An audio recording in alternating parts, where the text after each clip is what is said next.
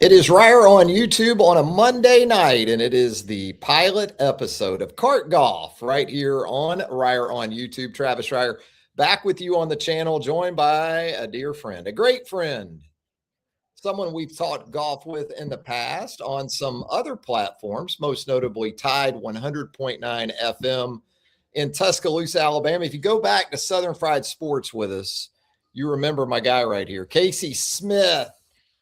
How's it going? It's my go-to guy when it comes to golf talk. And so with this debut episode, Casey absolutely makes a lot of sense to jump on board with us here. Casey, how you been, my friend? I'm doing great, Travis. Talked a little golf on Tide 100.9 today. With our guy, Gary Harris, the kid. That's right. WVUA. You can't beat Gary. Gary loves the game, and we love Gary. So glad that is still a thing there in West Central Alabama. Casey, we got a lot of topics we're going to hit on this debut edition of Kart Golf. And by the way, the name Kart Golf, it makes a lot of sense to me because it's basically like me and Casey if we were in a cart, and we're going to play 9 holes. We're going to play 18 holes. We're going to talk. We're going to get in a cart and we're going to talk some golf right here with you on the channel. So let's start with what we'll do is we'll go around professional golf to start. We'll start with the PGA Tour. We'll get into some other topics as it relates to professional golf. We also have a day trip for you, a compilation of some footage from a trip I recently took, a day trip up to St. Simon's Island, Georgia. Casey also makes a lot of sense for this show too, because Casey's very familiar with the Golden Isles, Casey, of southeastern Georgia. That's right. It's hard to beat the Golden Isles. We'll get you in and out of a day in the life of playing some really good golf up there where the PGA, a lot of PGA Tour players call home along with some really good eats. Yeah, good eats, a lot of dog people, a lot of UGA people right That's there right. in St. Simon's and Jekyll Island. We'll get into that. We'll have some fun with that a little bit later in the program. But Casey, man, what about Scottie Scheffler? Yeah, I mean, go ahead. Well, I mean, just blown away really at Scottie Scheffler and what he's accomplishing. I feel like every week it's another, it's jaw-dropping stats that usually that include 2 other golfers, Jack Nicklaus and Tiger Woods. And, he just won his 20th tournament in less than 4 years yesterday, second fastest to 20 wins behind Tiger Woods. He did it in 151 starts. Tiger did it in 95 starts. Rory, did it in 205 starts. Trevino, 214. Watson, 223. So that tells you a lot about what Scottie Scheffler is, where his game's at. I think he'll be the favorite probably the rest of the year in every tournament he tees it up in. I don't think that's probably been said since, Tiger Woods' 2000 to 2006 timeframe. I just read a stat where Scottie Scheffler led the tour in strokes gained in every major. It was first or second in every major category last year, and he thought it was sort of a ho hum year. So, well, he had the culinary accident, right? right. I mean, that cost him about a quarter of the season last year, didn't it? I mean, just keep him away from the ravioli or the whatever that was, the pasta that did him in almost last year. Right. Did the cut his hand cooking. I think cleaning a wine glass after something else. Yeah. It was and that's what I say, every time when people ask me, like, look, his family's there with him. They're so grounded. It's just sort of next tournament up. They have so much perspective. It's just golf's the game. I mean, an hour after he wins, he just is regular old Scotty. So I feel like everyone else is playing for second when he tees it up. He's not going to tee it up this coming week. He tees it up again at the Waste Management. But I looked. I mean, I don't even think Rory's in the field. Maybe 1 or 2 courses, Quail Hollow or something like that, if they were to go when they're back there, where the odds could still be in. But if they're both well, it's probably going to be Scottie Scheffler's the favorite. And I really don't think you have to go all the way back to like Tiger Woods. I think it's 2006 where he was the favorite every time he teed it up. That's 20 years. It's crazy. And no one's saying that Scottie moves the needle anywhere close to what Tiger in his prime did, or even Tiger if he teed it up this weekend but it's still just an incredible run for Scottie Scheffler. It's boring almost to the point of it's a process for him. You sort of alluded to this based on his day to day life. It just doesn't seem like anything even has the potential to come unraveled. And he is so process oriented. His team, his family, a lot of credit go to those folks too, to keeping him in a position where he can do the kind of things he's doing. And I guess he goes into this year, what? He just needs the U.S. Open, and he's right there with Rory and the others with the career Grand Slam, right? He would be the sixth to accomplish the career Grand Slam with the U.S. Open victory. And, he's got the same teacher that he had, Randy Smith, from Mm-hmm. grade school. He plays at the same golf club at Royal Oaks.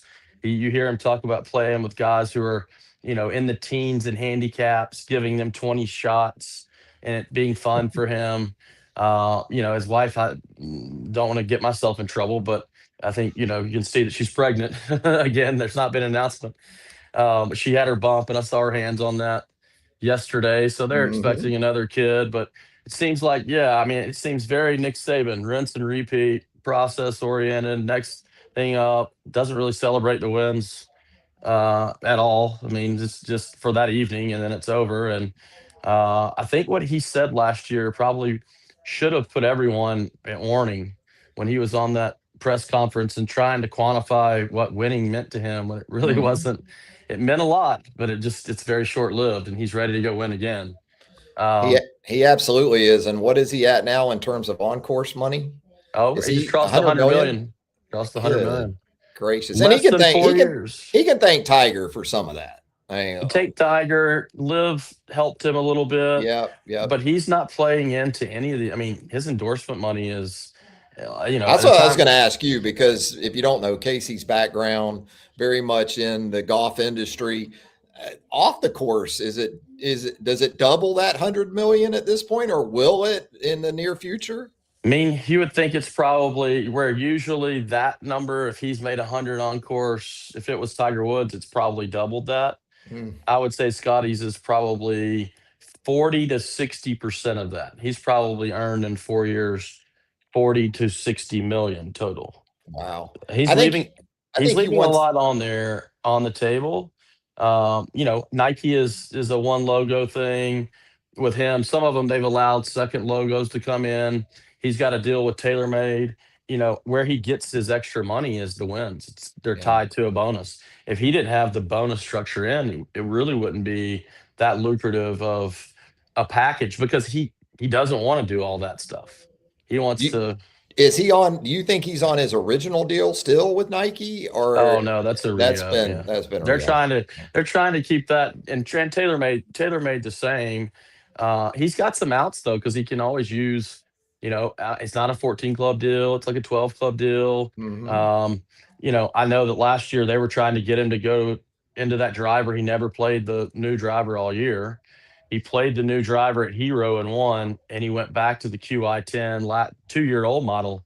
And I listened to a guy at TaylorMade say, there's one thing he's risk adverse in, it's equipment. He wants to know, he knows exactly. And he said I've heard this 5 times now about him calling his number on a TrackMan, and like a lot of guys can do it, and I've seen it, and it's pretty. As soon as they hit it, they know it. They've hit that many balls, and so they understand the feel. Club head speed, ball speed, They those know when they things. said it's flush, it goes that far. But they're like, he calls every miss, and I mean, if you know how far your golf ball's going, I think the thing that's probably most impressive that you hear his caddy say, that's what I was about to say, is his ability to control his distance, and that's spin included and everything, right? So he knows how far his golf ball's going, and that is a big advantage. That is the one thing that does stand out about him, and that's why the tee shot on 17 was so surprising yesterday. That's one of the very rare occasions where you will see him pretty much. That's just a miss hit, is all that is, to come up that far short and right and into the water there on that sort of island green out there We've in seen him. Cali. We've seen him twice have sort of fumble down the stretch, and there were big leads. Masters, where he Hmm. just putted around in there, and I heard him say, I think he sort of lost his concentration for a minute. It wasn't like I'm one up. I know if I'm one up, I got to hit it here. When I'm Yeah. He'll be, I'm sure that it only takes a couple of times you see him. He won't make that mistake again, I don't think. Yeah, too many 6-shot leads. It's hard to stay in it. We've all had that problem, right, Casey? Well, Many, many times. yeah, me not so much. That's for sure. What about Blades Brown? I thought second to the continued dominance of Scottie, and even right there with Scottie, especially after that second round 60 that the 18-year-old Blades Brown posted out there at the Amex. This guy looks like very much one of those faces for the future. Are you all in on Blades Brown at this point? Another guy that for his age, at least, Casey, when you hear him talk, or you hear him or people around him talk about his grounded nature and kind of the maturity level that sort of belies his age. Where do you kind of stand on that performance? He came up short of the top 10 that he obviously wanted to move on to the Farmers this week that would have given him, but boy, still a very impressive performance from the 18-year-old. Yeah, I'm all in on Blades Brown. Justin Parsons, who's the director of instruction or elite teacher at Sea Island, teaches a bunch of tour pros. Was Butch Harmon's understudy for a long, long time. Ran the Butch Harmon School of Golf. I mean, the guy's got the chops and is an incredible teacher. I've taken some lessons from him. He and I have keep in touch, and we have a close mutual friend. I just heard this last week from him, as high as you could ever be on Blades Brown, which is he's not someone, JP doesn't blow smoke about golfers. He's very straight about it. He just says he's got that it factor, very polite, obviously kid, like you said, mature beyond his years. Made a decision going into the fall. It was going to get colder where he lives in Nashville. Saw progress in his game. Decides to move to Sea Island for 5-6 months to work with JP daily. Then through March, he's not going to live there full time, but just to get out of the gates right. Well, that was a decision he made. He could have just gone back and forth, but he's a hard worker. He doesn't look like he swings at it very hard, but he's producing 180 ball speeds. And, modern teachers would say, or, there might see something, but I think if you really dive in and you look at some of the comps, you also like what you hear. Annika Sorenstam's what I saw first before I looked at anything. I read that 2 days later. Bryson, when he first got on tour, something you see, he's changed a little bit, but that was served Bryson well. I mean, he won an NCAA and a USAM swinging it like that. If you really look into the impact zone, it's Jack Nicklaus. It's got a lot of Jack Nicklaus. The Jordan Spieth when he got on tour, holding that arm out. Little chicken wing. Yeah, a little bit. I mean, you're just holding the face and you're holding off the hook, but it leads to these cuts and repetitive motion. And controlling the golf ball. Very, very much so controlled. I think the thing that hurt him, and I think it's smart. Again, he could play in the Farmers this week if he wanted to probably burn a sponsors exemption. He's going to go to the Korn Ferry Tour, back to Panama, and play in that event because the clear path for the long run, because he didn't go through college, doesn't have PGA Tour U status, is to go get your status on the Korn Ferry Tour. He's exempt into every event on the Korn Ferry Tour from his play last year, not having any status, that is chaotic. When you don't have any status, you're out there grinding, and he kept parlaying that into full status. So he needs to go lock up his Korn Ferry Tour or PGA Tour status through the Korn Ferry Tour. And then, I'm sure they're probably advising there's other weeks to go play on the PGA Tour. Torrey's got long rough. It's gnarly. It's eating people up. You play 2 courses again. So preparation, you having not been there before, you don't have that. You're not going to get as many rounds in. You play 1 round on the South, 1 round on the North before then playing 2 more rounds on the South post cut. I think that he's he's to me a future Ryder Cupper, a stalwart, major winner. If I was the PGA Tour, that's where they should be a little bit more creative. To me, you got to be able to go grab the talent. This guy's the talent. He moves the needle. Get him out there playing. Like this is you got to reserve a couple of spots. Liv, that's the demo that we talked about earlier today that you pointed out to me. I mean, Blaze Brown's a demo that Liv is really going to go after moving forward. It's not going to be the existing current tour stars as much, is it? It's going to be the Michael Lasassos that we've seen here recently and some other guys like Blades Brown. They're going to go young, aren't they? Or they want to. I mean, they're still in that startup mode, so startup business. So they're going to constantly evaluate and how they can get it, and the rules keep changing a little bit. And so when you see what they have to overcome, the guys want world golf ranking points. Well, that hopefully is about to happen for them. They're going to, Liv's going to get back. After this year, you're going to get Bryson and Rom back for sure. Probably, I know we'll touch on that in a minute, but probably going So to get Patrick Reed. Bryson could be a $1 billion guy with Liv, but you still think he goes back to the PGA Tour? That's that one. He's just the outlier. I think you can see it with Rom. You can Yeah. see he wants back. You can see Patrick Reed.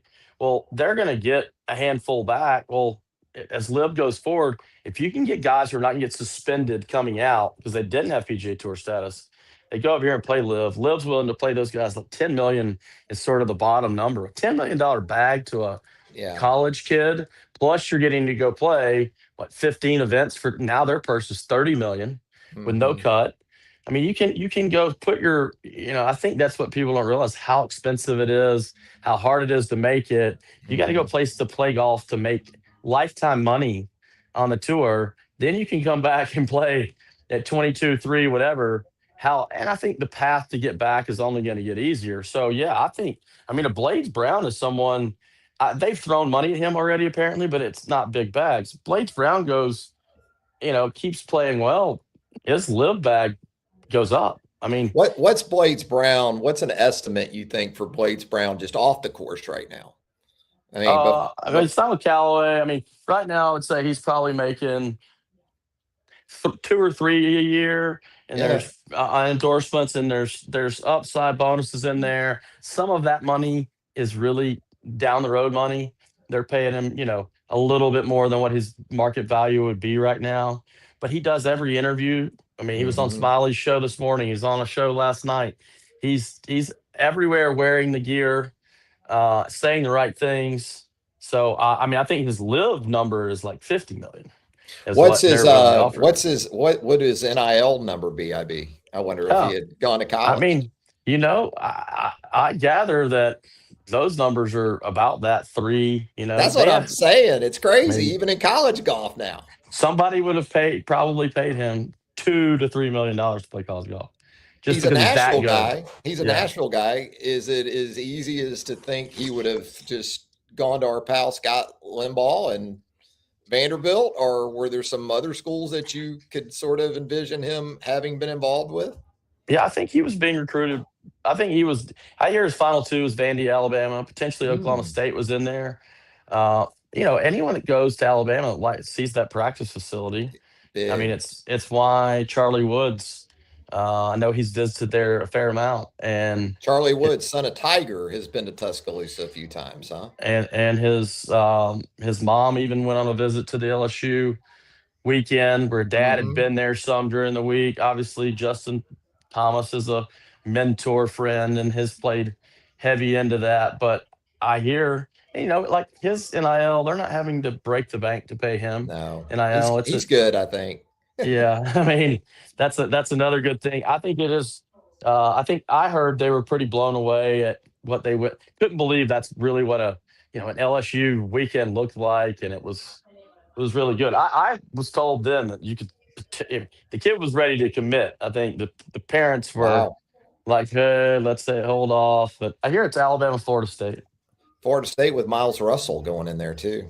Yeah, of Atlantic Beach, just outside of Jacksonville. I mean, and they had to pay him. Good amateur player. Yeah, I mean, you got $1 million. Yeah, I mean, Miles Russell isn't going there for a But I heard like Michael Lassasso was like, to stay at Ole Miss this year, it was like $250 a semester. Wow. And that's the high end. That's the higher end of the deal, right? I mean, I think your 5th players in the SEC are probably getting base about 50, right? Your 5th guy, maybe a little bit more than that. But when your best player getting more, but I mean, he got I heard he got 15 from Live. That's a big Wow. difference. I Yeah, mean, the lines and eligibility being what they are now too in college athletics. Who knows? Maybe if Blades wants to go to Vandy one day and play but college golf, he can still do that at some point. well, the one thing I would say is about the how like a Lasasso or whoever it might be that would go to Live, potentially a younger player. It's really hard to look up and if you start forecasting out good play, even how can you go earn potentially win 10 minimum, but if you play well, 20 plus $1 million in a season. If you're going the other route, I mean, look at Gordon Sargent. Yeah. Can't miss, right?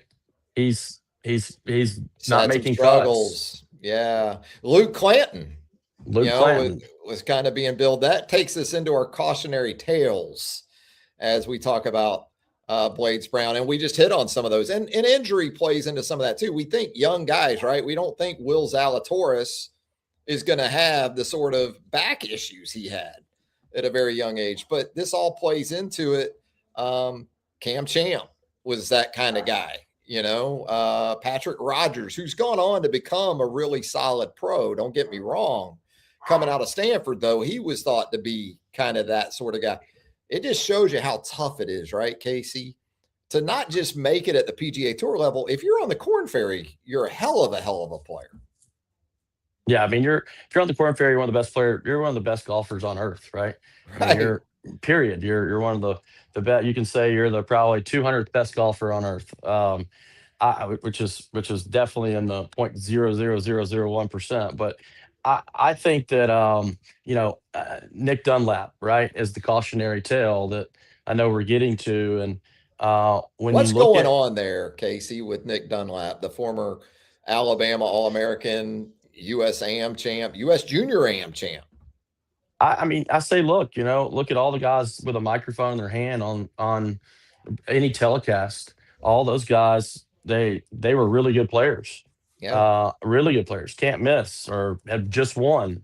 It doesn't take long before they're on in the booth and Smiley the Kaufman. Smiley Kaufman, David Duval, Yeah. right?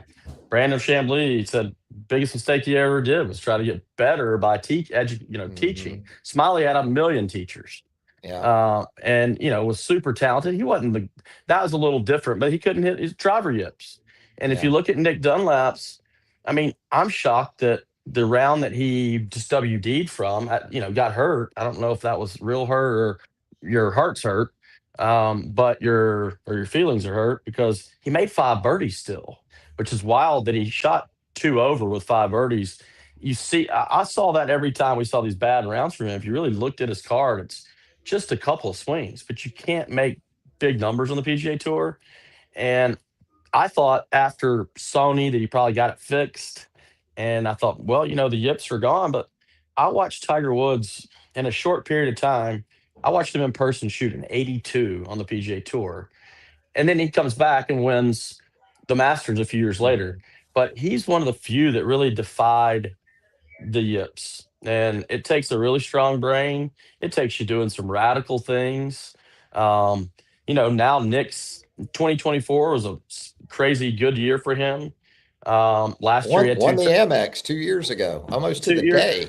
and well, won 29 twice. under, and won the Barracuda last year.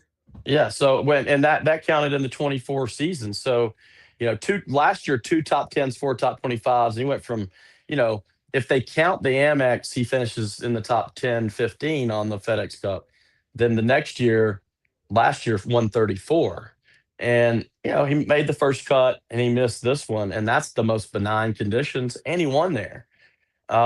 So if you can't hit your driver there, I don't know what's going on. I'll be interested to hear if, I mean, he cited an injury in Mm-hmm. the WD, which is the first time he's done that. But what I hear about it is you stand there on the range and it's not there, and you get out there and it's there. I mean, remember Matt Every that won Bay Hill twice? Yeah. They're like, he couldn't hit it. He didn't know which way it was going, which out of Right. bounds he was going to hit it in. It's just, it's really tough out there. And I think that's the part about like the cautionary tale to turn down a crazy big bag to go secure your future and you're still getting to play golf. That's why I've never been so anti-live. It's you're really trying to go I get there's legacy, but there's also if you're out there, you're trying to earn a living. And Yeah, I mean, and you're very much an independent contractor. and you put a lot of work in to get to No that point. guaranteed contracts out there. That's for sure. None. None. Yeah. So I think Nick Dunlap, I just hope that they can find it. I think somebody asked me the other day about his caddy. Caddy's Hunter Hamrick that Former played at Alabama Bama. star. Yeah. But I think the reason why he hasn't rinsed him is because he realizes it's not him. It's like this is not him. It's really when you look at his cards and you go deep dive into his shot tracker and stuff, it's just driver yips. Call it what it is. Shot tracker has been ugly, unfortunately, for Nick on some of those drives. He's got the game and he's young enough. But you do wonder at some point about the scar tissue and overcoming that. I still think think it's just way radical. too early for him to think early. that it's career threatening at this point. The problem I would say, the last thing I would say on that about him is be really hard to go from playing on the tour, winning on the tour. Like that came out, he turned pro because of that, to then having to go back to the Corn Ferry Tour. I mean, he's got automatic stats as he won twice there. If you win a third time, you're locked into the pension. There's a lot of things that are right here in front of him. It's way too young. And Liv would give him $10 million tomorrow. Oh, yeah. Right? I think, though, in some ways, could it almost – it's not a positive. But if it gets to that point and you end up going back or you go to Corn Ferry, can it be a positive to go figure it out of the spotlight at a place like that where it's not as bright as it is week in and week out like it is on the PGA Tour? I would say it's a very good point. I think what's probably helped him is he's made $4.12 million on course, and he's probably made another, call it 6 off course. Yeah. And I mean, that's great living. And he's not having to pay anyone out of that 6, although that's to him. His agent gets a little piece. But I mean, I know some people that are close with him. I think best is still yet to come for him. These are guys in all world talent. You don't win a U.S. Am, a U.S. Junior Am. He did things that only Tiger had done. He broke a scoring record. I mean, what yesterday was shot 29 at the Amex 2 years ago. It took Scottie throwing up on himself to not break his record. But when they're saying that, I'm like, does anyone realize that's Nick Dunlap, sophomore in Alabama? In college. Yeah. Right. I mean, he was in college. Let's talk about this week in La Jolla. Boy, what a beautiful area. I know you've been out there many, many times. Torrey Pines, the north and south courses, home to the Farmers Insurance tournament out there. Brooks Koepka back on the PGA Tour. And boy, ESPN is ramping up the coverage. I'm excited about Brooks being back too. I love the Pro Golf on the cable. I know you do too. I have the ESPN Plus package so I can wake up on Thursdays and have dew sweepers, on my streams. Same here. I watch it daylight to dusk. That being said, is Brooks really that much of a needle mover? I know he's coming back from LIV. That's a huge story. But boy, it's being played up even more than I anticipated going into this event.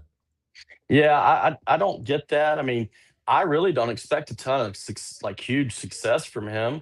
If you go back to when he was playing at the peak of his game, he didn't really put a lot of stock into your regular tour events. He admitted when he went to LIV, he used them as practice events for the majors. They were just tune-ups, things he had to do to check a box. He doesn't have a career of winning a lot of regular tour events. And this is the play. I think he was gambling a lot. I gather. I hear he likes to put $20,000 on everything that happens. His wife lost a baby. He needed to get back. I think wants to be really dialed in for the majors. Thought the tour gave him a better chance to win and prep for the majors. Really never bought into LIV. The game, the team aspect. I think I heard the Matthew Wolff thing. He didn't even like wearing the smash gear. You got the sense he didn't even want to wear the stuff. It didn't feel like he tried to go. I was told from someone that was there said he tried the first round. His team played bad. He called for early workouts like he was the coach, not a captain. Someone Him didn't and show Matt up. Wolf, Matthew They Wolf, right? they're doing this, and he was basically stepping on his neck every day, trying to toughen him up, which gave him a bad taste in his mouth. Felt like it took away from his game. So anyway, he's been wanting to come back. Um, I think that it's just I'm shocked ESPN is doing that, but this could also be the last Farmers at Torrey. Mm-hmm. This this really probably could wrap that up. Um, I think Harris English defending champ. Jason Day finished second this past week. He's had Mm-hmm. a good success there. Max Homa seems to have maybe gotten his old teacher back, getting his game back a little bit. He won 2 years ago there. I think, I've watched and heard from some of my former colleagues at Callaway, like Xander's been prepping out there a lot, lives there in the area. I think he splits time now between there and Jupiter. But, got a lot of rounds there. So I would say, those are my guys I would probably be picking.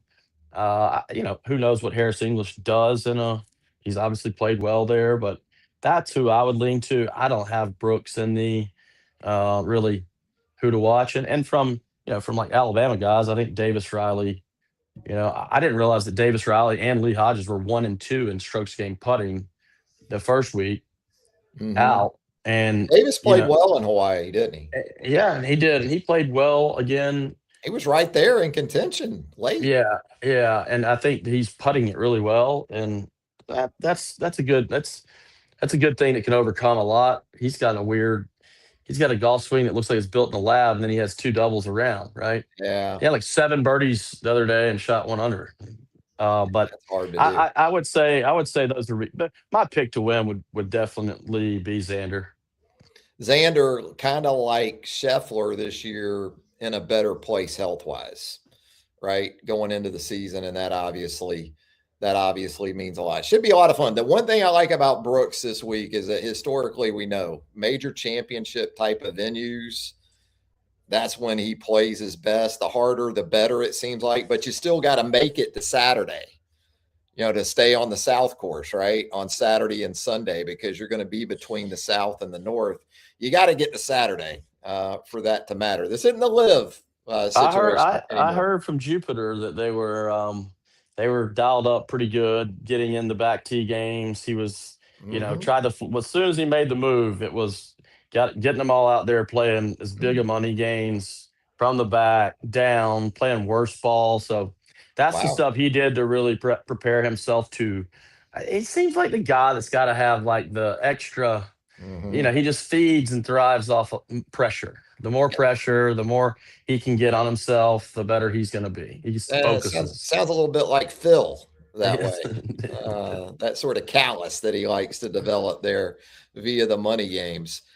Speaking of a guy that can't be faded, what about P. Reed? Patrick Reed over on the DP World Tour gets it done over the weekend in Dubai. This guy, man, whenever you think you might be able to start to write him off a little bit, he does what he did over the weekend. He is just a straight lifer, though, a grinder. You can say what you want about some of the antics on the course, maybe the ethics involved from time to time, but you can't question how much this dude loves the grind. He absolutely loves it. Yeah, I mean, I think that we're not done seeing him, not done seeing him on this tour. I mean, I've listened to a bunch of stuff that he's put out in the last 24 hours. I think that, big congrats to him. He knew that if he teed up this year and played DP World, played a bunch of events and as much as he could play, he doesn't have a live deal. He's still playing a week to week on DJ's team. I've heard that's been really good for him as like personal, his persona. He's my mutual friends say that he's grown up a lot, which should help him as he probably eventually transitions back to the tour where he's not been well liked. But like I heard Billy Foster say, the longtime caddy who was Sevy's caddy one time, said top two short games he's ever seen from pitching and putting or Patrick Reed is like it's just different. He's like Sevy and Reed are even better than a Phil, and he's like I even say even Tiger in his time is like just straight short game. The guy is a grinder. Um, I mean, I think, look, if I was the Ryder Cup captain, I would tell everybody to put their feelings aside. The records speak for themselves, and most of the time, Ryder Cups are, you know, putting competitions, and he's obviously someone that gets under people's skin. So, He's uh, kind of VJ like, isn't he? Could you draw that parallel from Patrick Reed to VJ Singh in a few different ways? yeah, I think probably I think Patrick Reed's biggest issue from the people I know, he's always been all right. It's his wife is nuts. Yeah, Justine. And Yeah. I'd heard VJ is really hard on caddies, Oh, but he but the he's players like him. but the players like him. Yeah. And Patrick Reed wasn't liked really by the players because his wife was so overbearing and Yeah. bad. But Yeah. I mean, look, Is his brother-in-law still on the bag? yeah, I mean, that's but been his wife went. It was his wife on the bag, yeah, I and remember then that. and I would say of the worst cussings that I've ever heard in my life happened. I watched it was him getting cussed by her at Wow. East Lake. I was there with Chad Parker, the now the club president, and we heard he thought he was going to have. He's on his radio. It's tour championship, and he's like, "I'm about to have to call security to get somebody. I hear this person using foul language," and Wow. we've identified who the foul language was. It's Justine Reed cussing him out for like taking his foot off the gas, and Yeah. she was like the momager, and I think that probably caused him some of his angst and grief. But hey, the guy said it yesterday. Good golf always rewards, or gets rewarded. And I heard him say, if I finish in the top 10 on the DP World Tour, I'm going to go back to the PGA Tour. Well, if Mm. I'm the PGA Tour listening to that, and I know that, and he even said, "Hey, I am not under contract. I'm not going to negotiate when I play. I'm planning to play the next live event, really not set in stone." I mean, he was throwing the PGA Tour nuggets one after the next, and Yeah. I think hoping someone would listen because they went to what 22, they didn't go to 21. He's at 18s the last time he won his major, and essentially, hey, I want to come back if you can give me a way to come back. So I just don't see how yeah, they do a lot of things that are not very creative over there in Ponte Vedra, Hmm. and this is one of those moments he also moves the needle, not like a Rory and probably not like a Brooks, but I mean, he's he's moved the needle. He won a Masters, and he's definitely moved the needle at the Ryder Cup. And And that's what I was about to say. I'm all for a sort of Notre Dame rule with the Ryder Cup for Patrick Reed. You know how we're going to have Notre Dame basically in the college football playoff moving forward? They're going to be one of the 12. Well, I want the Patrick Reed Notre Dame rule for the Ryder Cup, at least for the next two or three of them, where he's one of the 12. He's yeah, I Notre mean, Dame with the the Ryder Cup Euros have team. figured it out. They have their gray area bringing their guys over. We're not. I'm like, all right, guys, what are we doing here? I'm with you. Get out of the popularity contest and get into the best 12 Ryder Cup players. Match play is a total different animal than stroke play. It seems like Captain that's missed. America. Yeah, P. Reed. Yeah, but I Absolutely. do. I would expect him if you were to say, is he on the PGA Tour next year? 100%.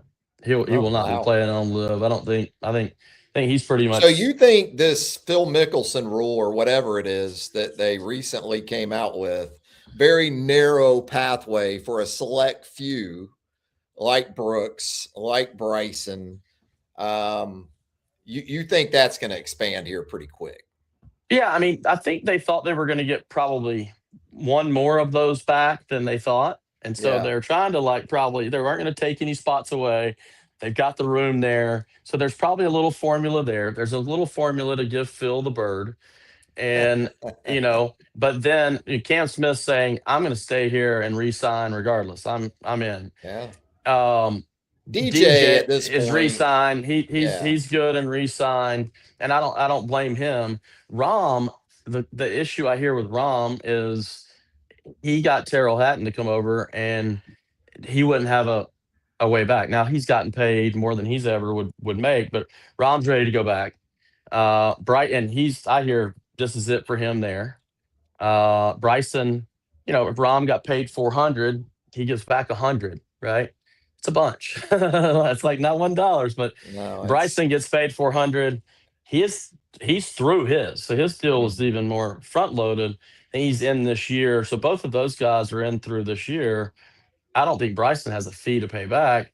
Um, he's the outlier. Is he going to go or not? But what I don't get is, you asked me to think about what's the most watched tour after the PGA Tour, right, and I think the big miss here is if you let, like, Pat Perez is on a suspension and he was an announcer trying to come back. right. Well, Tiger Woods, I hear from everyone I know that's around him, he is going to play when he's well on the Champions Tour. Champions. And so I think the answer truly would be Champions Tour, but the tour is going to have to go their own way because they would have to let Phil come back to be a member of the PGA Tour.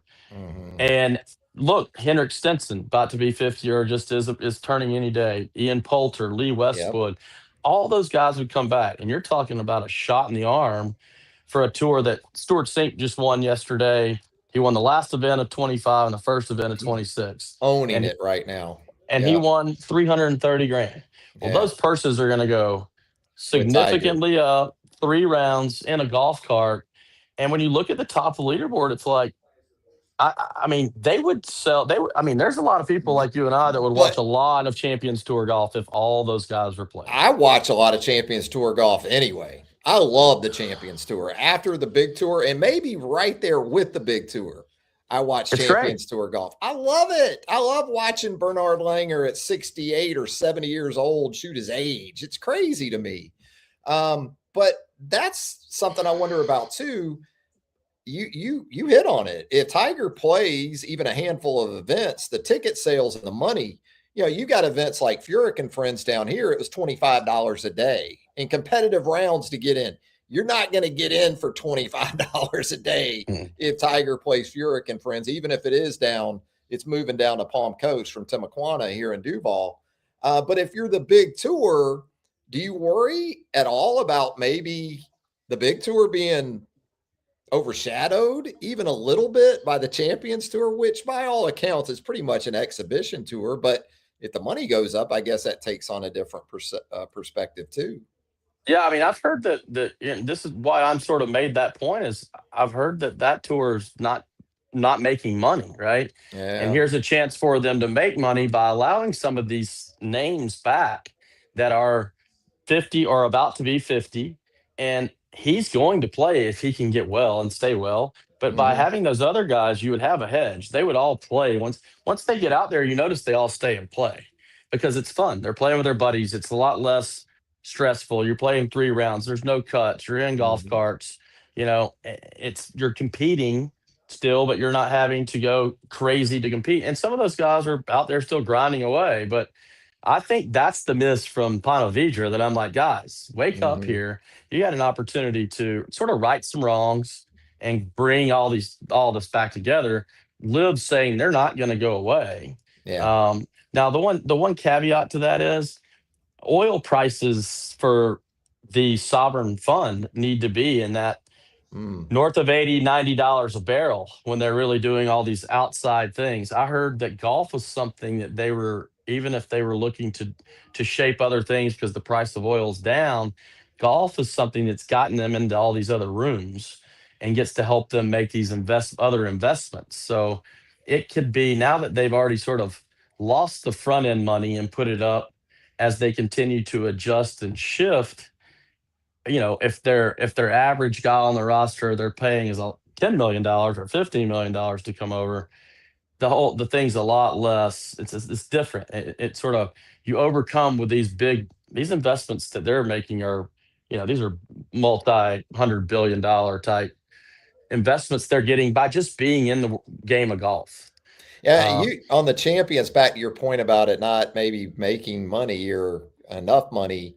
I mean, there's a reason why they keep wheeling John Daly out there at these events too. You know, oh, um, he struggles to finish a 3 round event in a cart, but even if he plays Friday or shows up for the pro am, sponsorships, those things, he still has value out there. and it's still adding to their pension. Yeah. They've got the greatest pension in sports, and yeah, I mean the Champions Tour I think is a sitting duck. Uh, I love it's it. a sitting gold mine. Yeah, I think it's just one of those things where if the right person thinking outside the box came along, because I think they're sitting there going, Tiger Woods is hurt, he's doing his work for us, but the people that I know are like, Tiger Woods is going to play. Well, you just said what I mean. If he sticks the tee in the ground wherever that is, yeah, it's going yeah. to be game on. Those $25 dailies are going to become week grounds passes He's still the for needle in 200. golf. He is. There's no doubt about it. There's no question about that at all. Well, the show is Cart Golf. We hope you're enjoying it, and we appreciate Casey joining us here as always. Talking golf with Casey, very knowledgeable, as you can tell. Who's on that golf bag back there, by the way, We've Casey? got John Bell, lead singer of Widespread Panic. JB. He How about actually that? used that bag in the RSM Classic. He played in the Pro-Am, and a buddy of It's mine's the it, manager for Widespread Panic. And so when I was with Callaway, worked the deal. I wanted that for my. He's like, if you can make two, I can make it happen. Actually, the coolest thing that I'll have to show you. Let's see This it. coolest thing is, if I don't know if you can see that, Oh wow. but Absolutely. Mike Nicholas, Jack Nicholas' youngest son, recently joined our team. Is in my office, and Wow. Cool. I was down there visiting with his dad and him. Probably June. Got to spend a day at his house. It was awesome, and I've heard, and I wanted to get his story on what's like this thing about being the only living person, not much less an American, on a European currency. And so the Bank of Scotland issued a currency, it's $5 Scottish pound with the St. Andrews scorecard and Golden Nice. Bear logo. And anyway, he signed us a couple for Hmm. Christmas. So that Nice. just came in yesterday. And Panic, by the way, is coming down to the St. Augustine Amp for a couple of days coming up here. I just saw them at the Fox Theater, which is one of my favorite places to see them, Great, to see great spot. anyone. But I saw them New Year's Eve, and I've seen them a lot. And I would say that's a top. I mean, Billy Strings is with them, Oh so it's wow. different, right? But Yeah. it was electric. They played for 5 hours. It They was can wild. go, man. I've seen them at Ryman in Nashville and some other places. Yeah. That's a lot of fun, no doubt about it. Hey, day tripper right now. We're talking about the RSM. So what the heck, Casey? Let's jump in the ride and go up to St. Simon's Island, check it out. A place you're very familiar with. What we'll do is we'll bring the footage that we have put together here. There we go. Hey, we're on I-95 North right there. How about that, Casey? And we're going Mm. into the state of Georgia right there. Let's get that right. There we go.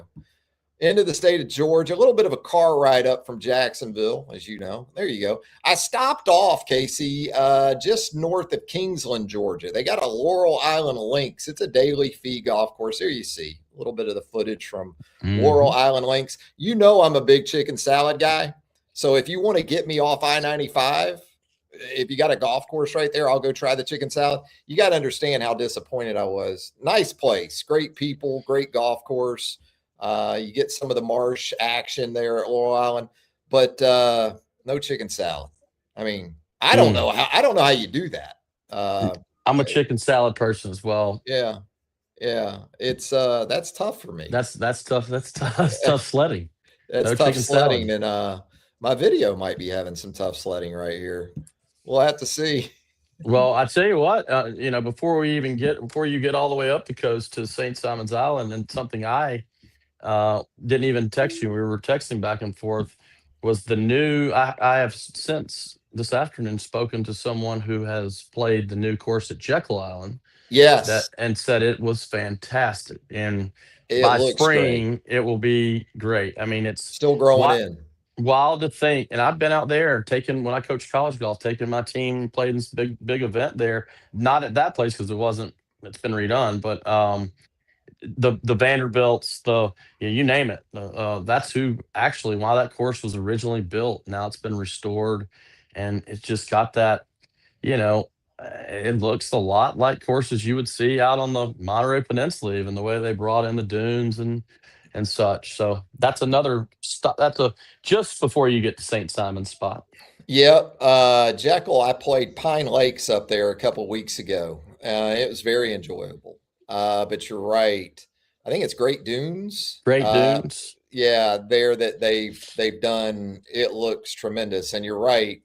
Kind of looking at it, it's still got a little growing in, a little maturing to do, but aesthetically, it's got some Pinehurst to it, I would say, but then also what you would expect out of a coastal golf course in the southeastern part of the country for sure.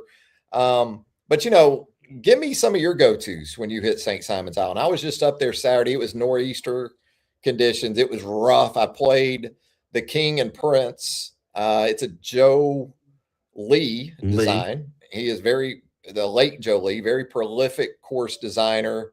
I know some of the tracks that you're familiar with from Mr. Lee, but you still visit St. Simon's as much as anybody I know. What are the go-tos for Casey Smith on the island?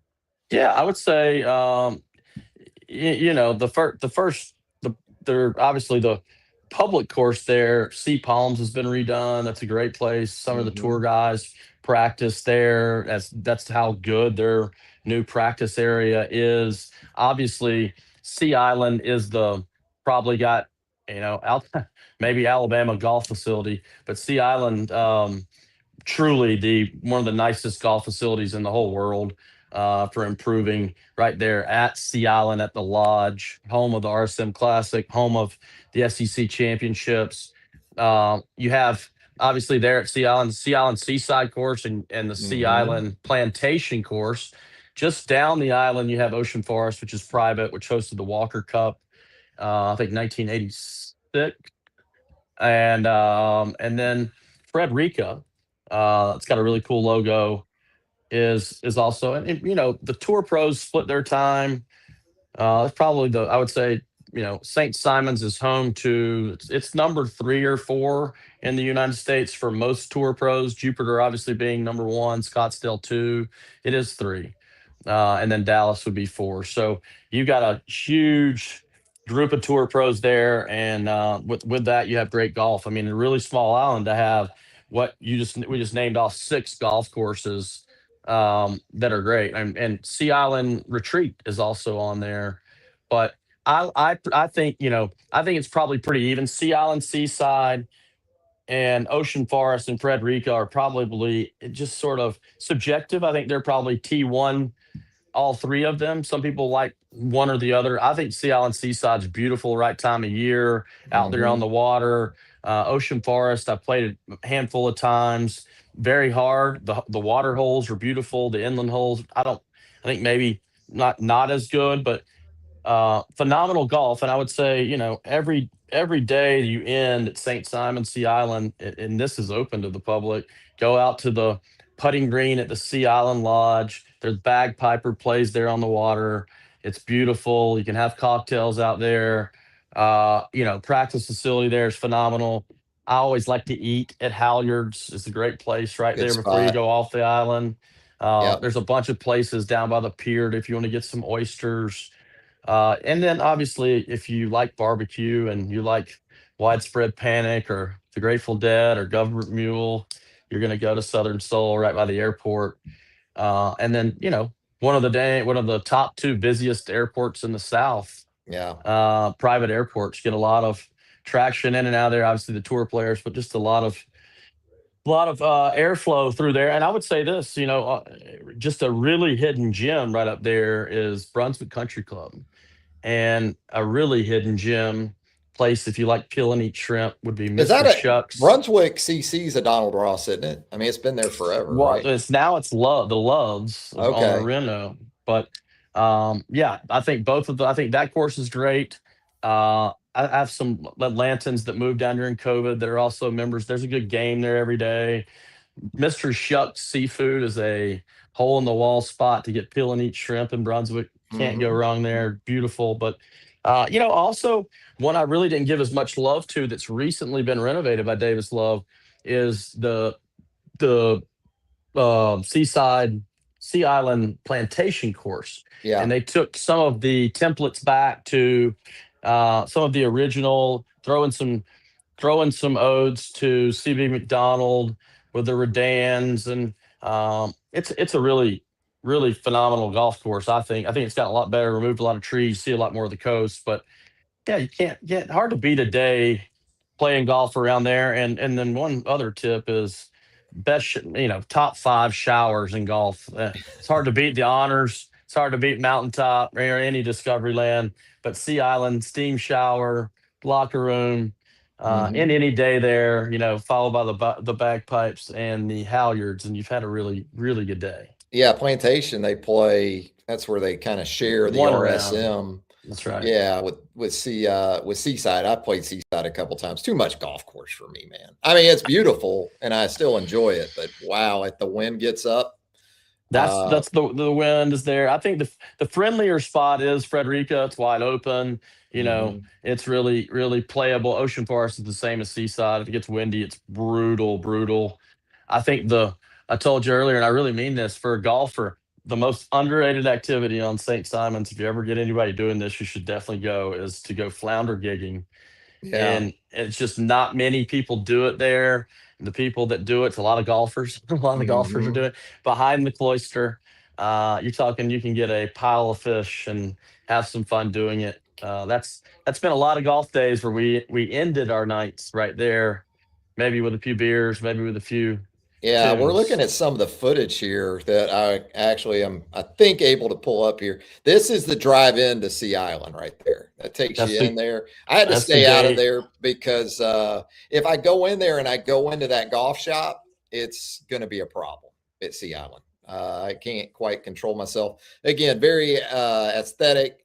This sort of median over here to the left. I actually know folks who have been married underneath those oak trees. So To your right, really it's the plantation course. To your plantation course over left, there. Yeah, seaside. Yeah, this is yeah. this is good footage. Yeah, yeah, This is yeah. all, and there's that airport. There's your airport, which is Yeah, but Southern Souls to your left, yeah, Southern Souls over there. You have a few or over there. Yeah. citations and Lears and G5s that kind of go in. Here's Sea Palms. That's sort of the OG there on St. Simon's. Sea Palms, you can go in there. You see the golf course over there, right? Chip Beck, if you're an old head, the old PGA Tour player. That's where Keith Mitchell does a lot of his short game work. I think Does he? chipping, just you're just going on chipping, bunker play, and all that. They probably have the best on the whole island. They did a renovation a few years ago, and they kept the retro feel's still there, but yeah, I think that's probably a very underrated golf course. The only one I haven't played there is the King and Prince. I've played This is it. all the others a Yeah. ton. Well, it is so on the other end of the island, really. It's sort of remote and it's more of a residential situation. There's the King and Prince resort, but it's totally on the resort part's actually on the other end of the island. The Mm. club, the golf club is up here, and this is the clubhouse that we're seeing here as we drive in. The dramatic drive. About to go undergo a major renovation, I was told during my time there over the weekend. Going to shut it down in March and won't reopen until December. There's your clubhouse. Nothing too crazy. They got the Imperial Tour advisors though. I like those. Casey, the high crowns. You know, That's what I wear. you can't find those anywhere hardly, or enough places these days. There's your range there at the King and the Prince. It is grass, but it is, as you see there, irons only. Can't take out the furniture, Casey, on the range there. Well, and, it makes sense that they're going to do some renovation. As um the guy who owns the island also owns the Broadmoor and Schwitz, and he bought a substantial amount of real estate. Sea Island doesn't own Frederica, and Frederica had a lot of lots for sale still because they've been holding on to them. So he goes out and buys, I heard, like 60 lots and put them into conservatory, bought a bunch of other real estate on the island, saying basically, come stay with me, right? Mm-hmm. He's Mm-hmm. opened that inn up right there on Yeah. Sea Island. It's Yes. got different price points for him. So a little bit of control in the flow, and which this would make sense for them to say, "Hey, we're pretty much landlocked now. We got to improve what we got and to keep up." Yeah, there's par three driver guy on the first tee. First hole, a little bit of a dog leg right. You know, kind of the warm handshake to get you going. Although for me, they're all hard. Uh, But I'll say this, for a course about to undergo such a major renovation, still in great shape up there. Tee boxes, greens, fairways, dormant conditions, obviously, this time of year. But, you see it at some places. They'll kind of let things go a little bit, anticipating, or they have to kill off grass and things like that. Bunkers in good shape. I can attest to that because I was in plenty of them, Casey. And by the way, if you're wondering about Casey's golf game, he is one of the few folks that I refer to as one of these member guest mercenaries. Casey's the guy you fly in, for the member guest. You put him up at the Four Seasons. You take care of the meals. You cover him in the Calcutta. There's some of the winnings. Yeah. Look at the suction cup on the putter right there. You like that, Casey? How about that? Is that hacky enough for you? This is number 3, a par 5 playing back into the Nor'easter, number 1 handicap. And I had the triple to support that on this day, unfortunately. But again, great conditions. You get out on the marsh there, Hampton River out there in the distance. And, it's pretty raw on this Saturday. We were out there, and I have a lower ball flight, shall we say. So it comes in handy as we move around here. This takes you out to the sort of the point of the golf course. Well, one of them we'll see on the back nine, because it's, if you are afforded the opportunity to make use of some true coastal opportunities in golf course design, you take absolute advantage of it. And there's about 5 holes on this back nine where they're able to do that. So playing a par 3 here, just, trying to get up and down from nowhere, back and right, pitch it up there about 12 feet. And of course, with the whiskey grip, these don't go in enough, Casey, with that Spider. I've gone to the Spider. I like it a lot better than what I've been using, but it doesn't claw working. I got the whiskey claw. Okay. There's the claw, and then there's whatever it is I do. But we got to do one of these together sometime. I'd love to get out and do this. We'll have some fun with that. There's the suction for cup. Sure. Chicken salad. There we go. We found the chicken salad, Casey. What about you when it comes to chicken salad? What's the go-to in terms of ingredients? I would say, well, ingredients. I'm more on the I like the walnut. I like the grapes. Oh, you like the grapes and the nuts. Okay. I'm not a celery guy, but Oh, geez. I eat. There's a place here called Cafe at Far. They give you an option of one. I do the walnut. In my fridge right here, I've got the Whole Foods. They do the grapes, but the best. I'm a chicken salad person, but the best chicken salad that I've ever had, I also eat them a lot at golf, is Old Waverly, not far from your old stomping Mississippi. grounds. Yeah. And that thing has got piled high. They've added the mayonnaise. It's just, but they load it with the fruit and the nuts, huh? The fruit and the nuts are in there? It's got the celery. It doesn't have, I don't know if it has nuts. They got the fruit. What's your I mean, choice? I'm just really simple, man. I mean, just give me some chicken, give me enough mayonnaise. I don't want it just loaded with mayonnaise. I like the celery. I like a little onion in there, and that's about it. Black pepper, I know some people like to put the sweet relish in there and all this. This chicken salad at King and Prince, I think had a little bit of the sweet relish. I'd rather have that in the tuna salad or maybe egg salad, but it wasn't too bad. I'm through and through chicken salad guy, and I don't ask, obviously, hey, what chicken salad do you have? I mean, that'd be the rookie move of all. I just say, give me a chicken salad and make it work. The kid in me still tries to avoid the the celery, A little video for my haters too that don't think I fill divots right here. Look at that. How about that? Yes. I mean, that's give back to the course, and the course goes back to you. This is actually the stretch that I was talking about that takes you really out. Oh, you got the hockey claw going. I got the split. It's the split hand. It's the split. Pour some whiskey on my hands. Don't drink the whiskey. I need the whiskey actually on the hands. And I am putt from 20 yards off the green guy.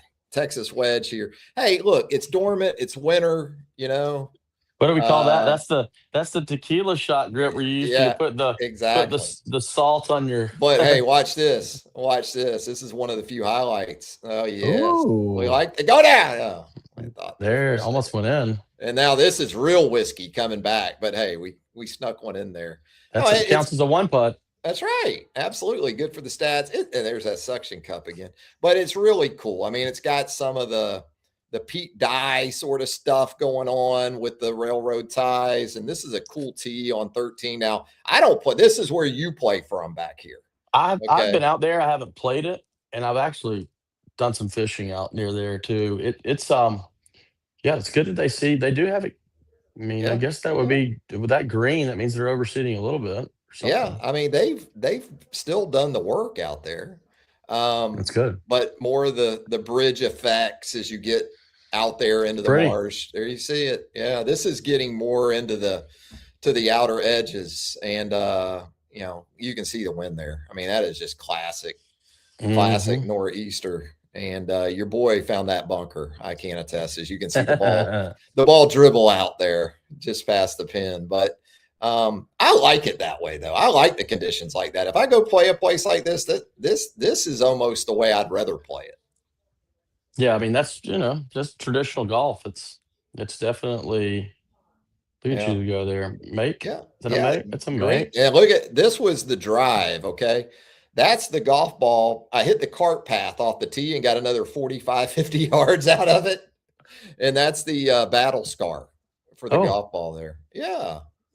Can't take that out of play. You need to, but, a little bit of a hot streak. This is turning the corner here. This is this is the number 2 handicap. So if you go out there thinking, you know what, there's a par 5 on the front and a par 5 on the second, I can kind of make good on some things, maybe make a birdie or two.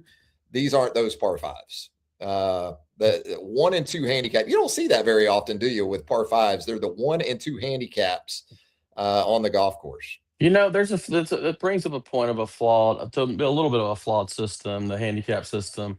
A lot of times the par threes Oh, are the highest handicap, right? And I yep. understand that too a little bit, but like to your point, usually par fives you can score on a little bit more. It is rare. Yeah, they don't cut you a lot of slack on a couple of those par Most fives. most most courses you're gonna find par fours, but if you got trouble, that's probably the I don't even want to go on that soapbox, but the handicap system is definitely one that could use an overhaul. Hopefully, AI will wrangle that in. So that was King and Prince. That was the 15th hole. 16, 17, 18. You go back into more of the Parkland style or more the inland style. Almost feels resortish. Feels like anywhere you go in Hilton Head or along the coast. Nothing really distinctive about those finishing holes, but it was still a fun day out there. And then Southern Soul. We talked about that earlier. Here is Southern Soul Barbecue right there in kind of central. There you see it. Boy, And you've seen it. yeah, they also little tip they do in those coolers right there.